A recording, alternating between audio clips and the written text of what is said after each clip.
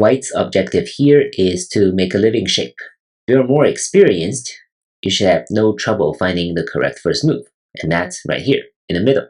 If black plays from the left side, now white can find a ROI here. If black plays from the right side, then white can find a ROI here. So playing this tiger's mouth at number 3 is always a good move that can guarantee at least one eye. And number 1 already solidifies this eye right here. So white will be able to live. Let's just take one more minute to familiarize ourselves with this shape.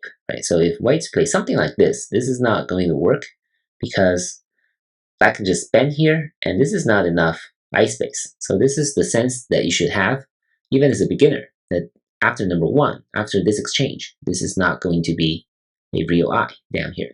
And if white plays something like this first, right? If you bend first, then black can come in, and this way, even if black keeps extending, this will not work for white, because now this eye even is destroyed.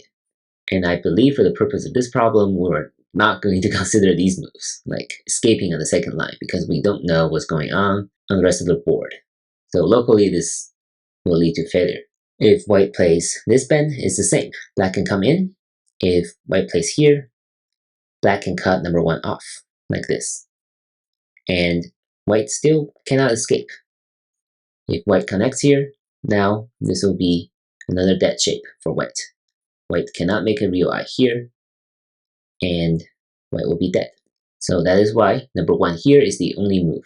It's a very useful move to remember because it sets up this tiger's mouth with number 3, which will guarantee a real eye. So that's the main takeaway. Hope you find this useful, and I'll see you in the next video. Thank you for watching.